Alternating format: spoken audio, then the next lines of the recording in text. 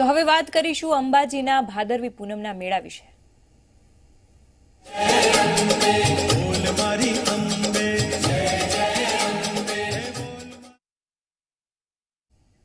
અંબાજીમાં 7 દિવસ ચાલનારા ભાદરવી પૂનમના મેળાનો આજે 5મો દિવસ છે। દૂર દૂરથી મોટી સંખ્યામાં ભક્તો માં અંબાના ધામમાં ઉમટી રહ્યા છે। ચોથા દિવસે ભક્તોનું ઘોડાપૂર ઉમટ્યું હતું।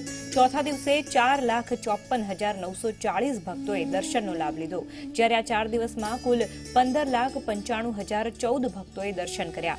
ચોથા દિવસે પ્રસાદના 3,66,993 પેકેટ્સનું વિતરણ થયું છે, જ્યારે 4 દિવસમાં કુલ 15,28,371 પ્રસાદના પેકેટ્સનું વિતરણ થયું।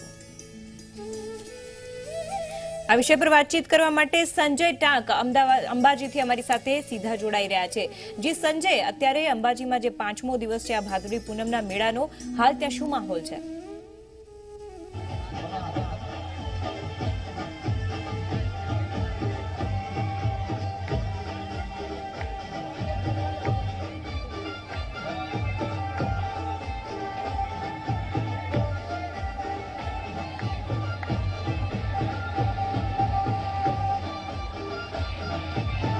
बिल्कुल नुपुर जे खास करीने भादरवी पूनम छे ने मां अंबाना शरणे जे भाई भक्तो जई रह्या छे आपनो હું દ્રશ્ય બતાવવાનો પ્રયાસ કરીશ કે જે આ અંબાજીનો રૂટ છે અને સમગ્ર રૂટ પર જે આ પ્રકારનો માહોલ જોવા મળી રહ્યો છે। માઈ ભક્તો જે છે કે જે માં અંબાને શરણે શીશ નમાવા જઈ રહ્યા છે, કોઈ પગપાળા સંઘ સાથે જઈ રહ્યું છે અને કોઈ પદયાત્રા કરી અને અંબાજીના દર્શન માટે જઈ રહ્યું છે।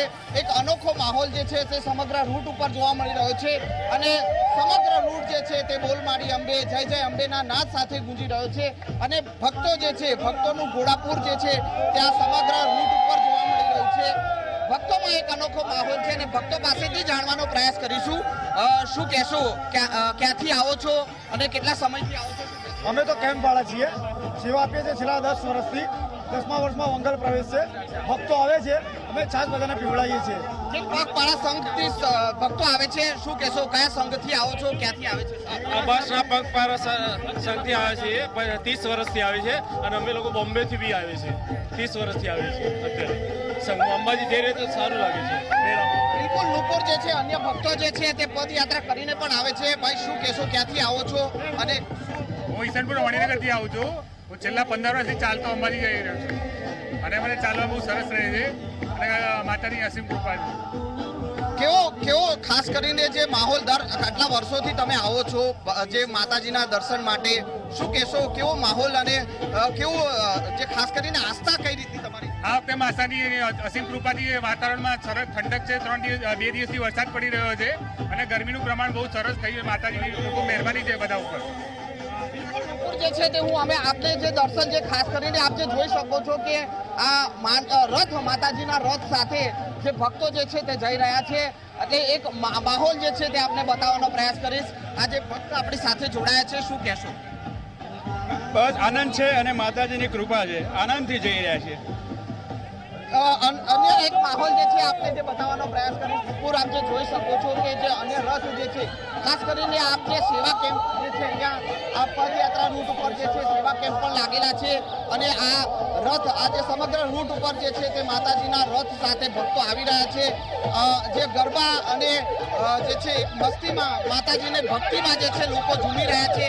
બેન, ક્યાંથી આવો છો, કયા સંઘથી આવો છો, શું કહેશો? ક્યાંથી આવો છો, ક્યાંથી આવે છે? અમે રીદરોડ ગામથી નીકળ્યા છે રથ લઈને અંબાજી જવા।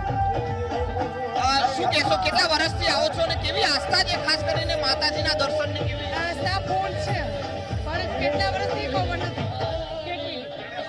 તો જે આપણે જોઈ શકો છો કે માહોલ જે છે તે જોવાનો જે આપણે બતાવવાનો પ્રયાસ કરીએ કે જે ભક્તો જે છે તેમાં એક અનોખો ઉત્સાહ રૂપુર જોવા મળી રહ્યો છે। બીજી જે મહત્વની વાત એ છે કે આ સેવા કેમ્પ જે છે તે આપણે જોઈ શકો છો કે અહીંયા આ પ્રકારના સેવા કેમ્પ જે છે તે અહીંયા લાગેલા છે। ભક્તો જે છે તે આવી રહ્યા છે, તેમને પાણી જે છે પીવડાવવામાં આવી રહ્યું છે। ભક્ત જે આપણી સાથે છે, શું કહેશો, આજે સેવા કેમ્પ લાગે ભક્તો જે છે તે સેવા કેમ્પ માટે આવ્યા છે, શું કહેશો, હજી સેવા કેમ્પ લાગે? સેવા છેલ્લા 10 વર્ષથી કરીએ છીએ, 10 વર્ષના મંગલ પ્રવેશ છીએ। ભક્તો આવે છે, બધાને છાસ પીવડાવીએ છીએ, માતાજીના આશીર્વાદ મળે છે। માતાજીની ભક્તિ ભક્તિ જે છે કોઈ પદયાત્રા કરીને કરી રહ્યું છે, કોઈ પગપાળા સંઘમાં કરી રહ્યું છે, તો કેટલાક સેવા કેમ્પો એવા પણ છે કે જે અહીંયા જે ભક્તો આવી રહ્યા છે તો તેમની સેવા કરીને પણ અહીંયા જે પોતાની ભક્તિ જે છે માતા તરફી જે પોતાની ભક્તિ જે છે તે પ્રદર્શિત કરી રહ્યા છે અને જે માહોલ જે છે તે અહીંયા પણ ભક્તિમય જોવા મળી રહ્યો છે. સમગ્ર રૂટ જે છે નુપુર કહી શકાય કે બોલ માડી અંબે જય જય અંબેના નાદ સાથે ગુંજી રહ્યો છે. નુપુર. જી આભાર સંજય સમગ્ર માહિતી બદલ. તો ભાદરવી પૂનમનો આજે મેળાનો 5મો દિવસ છે અને ભક્તોમાં ખૂબ જ ઉત્સાહ જોવા મળી રહ્યો છે. ખાસ કરીને હજારોની સંખ્યામાં, લાખોની સંખ્યામાં પગપાળા ભક્તો ત્યાં પહોંચે છે અને તેમને ખાસ કરીને તેમને જે પગપાળા યાત્રીઓ આવે છે તેમના માટે સેવા કેમ્પનું પણ ત્યાં આયોજન કરવામાં આવ્યું છે.